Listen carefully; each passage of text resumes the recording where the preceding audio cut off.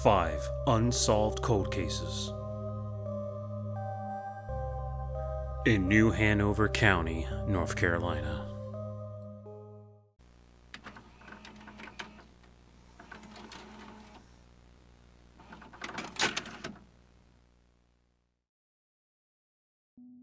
On October 1995, Julia Rodriguez was reported missing in Brunswick County, North Carolina.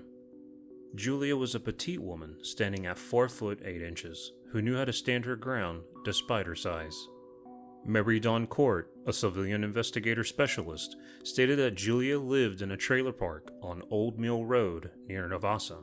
She also lived with a 12-year-old girl who she took in at a young age. The child's name was not recorded for her protection during this investigation. Earlier on the day of her disappearance, Julia told the 12-year-old girl that she would be going to the store and would be back shortly. She also mentioned that she would be going to the local Food Lion in Leland to get lettuce and tomatoes. But unfortunately, on October 28th, Julia would never be seen again. In the early morning, the Brunswick Sheriff's Office received a 911 call 1 week after the missing persons investigation began. On November 3rd, Julia's truck was found on fire in the wooded area in Castle Hayne off Blue Clay Road. Detective Nicholas Lee said a local hunter found a green 1980 Datsun hatchback burned in the woods where he was hunting. After further review of the burned vehicle, they found that it belonged to Julia, the same Julia that was reported missing 1 week ago. Once the detectives arrived on site, the burning vehicle had no visible remains of Julia.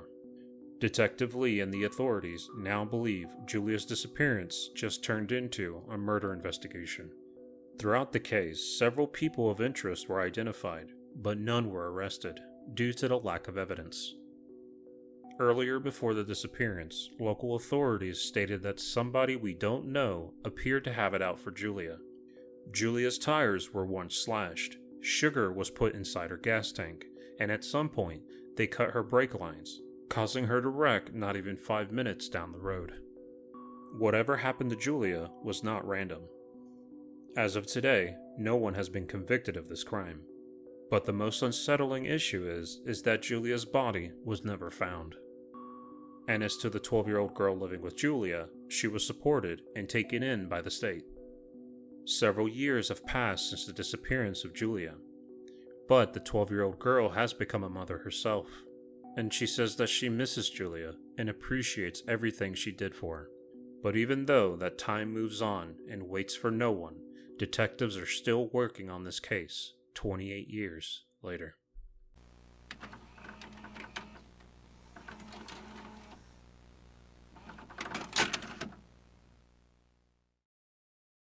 On February 25th, 1998, a simple family cookout turned into confusion and grief when 41-year-old Michael Whaley was shot on his front porch and unfortunately succumbed to the wounds that same night. Detective Justin Varela with the New Hanover County Sheriff's Office said, in the late evening, Michael was putting up his grill in his garage. A few minutes later, Whaley's neighbor called 911 after hearing gunshots going off outside. Michael's neighbor decided to see what was happening outside. He approached his neighbor's front porch and found Michael laying face down in a puddle of his own blood. Detectives say that he was shot multiple times with a shotgun at close range. Michael's family was inside their home doing laundry at the time of the shooting. Minutes before the shooting, Michael and his wife had a small disagreement about that night's chores. Michael asked his son Austin to take the grill into the garage, but his wife asked Austin to help her with the laundry instead, possibly sparing Austin from his father's fate. Suspiciously, the garage light went out the same night Michael was murdered, leaving it impossible to see what was in front of him. The family said it was odd because the light had never gone out before. Detective Varela had several possible theories on what happened, but all were leading to dead ends. With the evidence they had, they can confirm that it was a planned murder, solely because of the ambush tactics they used that night. But even after 26 years later, no one has been convicted of this crime.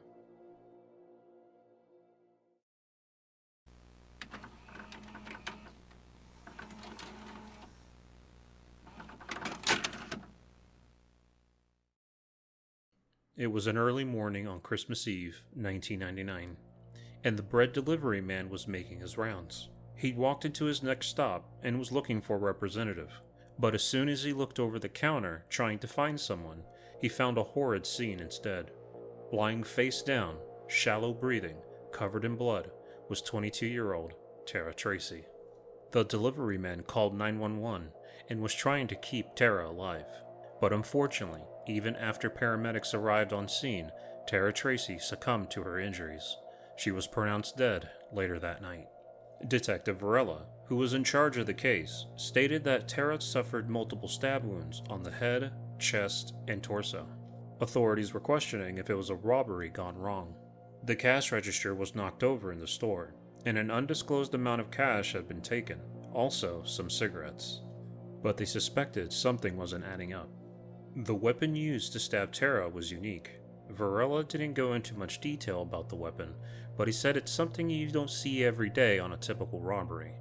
This weapon could have been an improvised shiv, or what they call a shank, which is an improvised weapon made of either plastic, wood, or any kind of material that can give it a pointy edge.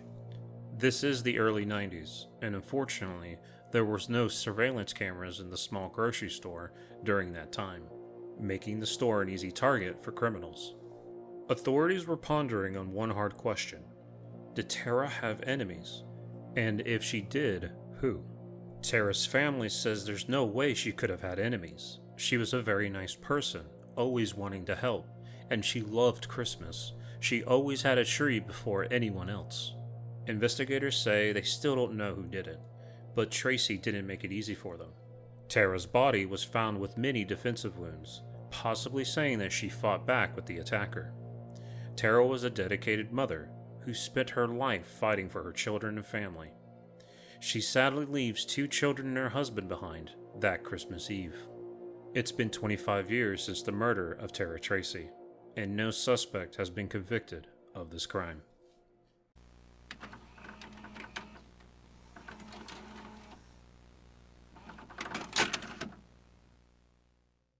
On a warm night in Hanover County, North Carolina, in 2002, a man was shot to death in his bed around 10 p.m. at night. The man that was killed that night was Frank Brown. Frank Brown was a divorced 46-year-old man living alone in his home on Olay Road in Castle Hayne, North Carolina. On July 3, 2002, County Sheriff's Office got a call from Frank Brown's son, 17-year-old Michael. Michael stated that he was with his stepbrother and a friend around 10 p.m. that night and decided to visit his father. But when they arrived at the home, Frank's father's truck was backing out of the driveway. And at some point, they noticed that it wasn't Frank driving the truck. So Michael proceeded to follow the truck for a little while, but felt like he needed to go back to the house. When they went inside Frank's home, they found Frank lying in bed. His son went to go check up on him, but he noticed so much blood surrounding the sheets around him. Once Michael realized what happened to his father, he immediately called the sheriff's office. Once the first responders arrived to Frank's home, they realized that Frank was far from being helped. Frank was found dead in his bed, shot in the head. Investigators and Frank's son had a lot of unanswered questions. The big question was, who took Frank's truck when they first arrived? The really odd thing is that the 3 mentioned that the truck passed by even after the authorities arrived, but the truck was later found down the street with no form of forced entry. What was more perplexing is the way Frank's home was left. There wasn't any evidence of attempted robbery or any signs of forced entry, as if the person was already living with Frank or had a way to get in. One question I want to ask you, the audience. Do you think that Frank saw this coming and just accepted it? Or was it possibly a lover gone wrong? Let me know in the comments below. Frank was an assistant manager at Food Line. He always tried to help people when he could. But at the end of the day, this case has more questions than answers. At this time, it's been 23 years and no suspects have been connected to this crime.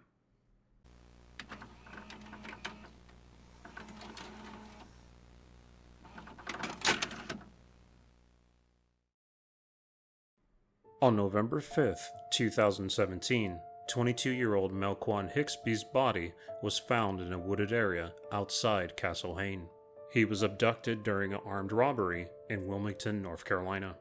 Before this horrible event happened to Melquan, he was living with his caretaker and mother figure, Nicole Haston. She always took care of Hixby's when he needed a home or some money. He normally called Nicole because he was always on the move.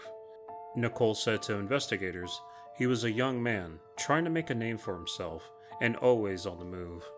Melquan's mother and father weren't in his life during his youth, but after 22 years, Melquan's biological mother finally showed up and started communicating with her son. And unfortunately, this reunion would not last long. Because during one late afternoon, Melquan's biological mother called Nicole and asked if she's seen Melquan or heard from him. She found it weird that an unknown caller said that someone took Melquan from a friend's house. Hours before the 911 call, late that night, Melquan had been out with his friends. Detective Lee stated that he went back to his friend's house at 1500 block South Street. Shortly after arriving to the home, two men burst inside with guns aimed at Melquan and his friends. During the chaos, Melquan was taken by gunpoint. They were quick on who they took. No one else was taken that night.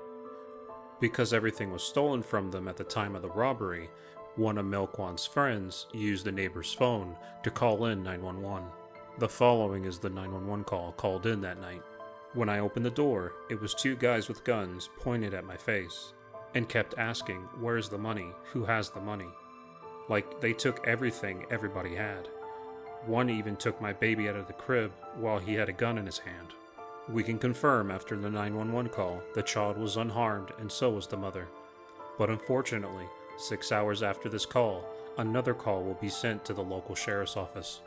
The body of Melquan Hixby's was found in a wooded area off Alvernia Drive, which runs off Rock Hill Road in the Castle Hayne area. Detective Lee said that the kidnappers shot Melquan multiple times. Lee still couldn't find why this happened, but he thinks that it was intentional. An interesting note to the detective was that they were specifically looking for Melquan. Police asked Nicole if Melquan had any potential enemies or affiliated himself with bad people. Nicole answered with, "Even if he did, he never mentioned it to us." Melquan was brutally murdered, and no one has yet to be convicted of this crime. It's been 8 years since his murder. And that was 5 unsolved cold cases in New Hanover County, North Carolina. If you feel like you could help with any of these cases we went over today, please look down in the bio below. There you'll find links to the New Hanover County Sheriff's Office, and as well as links to the news channel that covered these crimes that I've shown in the video. Thanks for watching.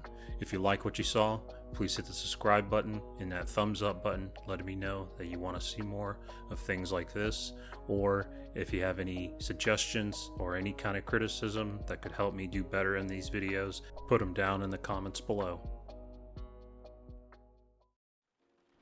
Hey everyone, thank you so much for sticking it to the end of the video. I'm so happy to say that our channel is slowly growing. I didn't really think that I was gonna get my first 100 views, but your boy finally got 100 views on one of his videos, and it might not seem like a lot to some, but it still feels pretty good to me that it's my first 100, and hopefully I can continue this. No big plans, nothing super crazy. I'm just grateful. You guys have been very supportive in the comments, leaving likes. It's been helping me understand that you guys enjoy this, and but I also welcome criticism, helpful criticism, of course. If you guys think I should be doing something a certain way, some audio not working, maybe something I'm not hearing or seeing, I would greatly appreciate your input. But no disrespect taken. I enjoy this. I want to get better at it. And I really do want to upgrade a few things here shortly, but for right now, I feel this is pretty fun. And if you guys enjoy it, just continue to keep watching, liking, subscribing. I greatly appreciate it. But I'll see you in the next one. Detective Raincoat out.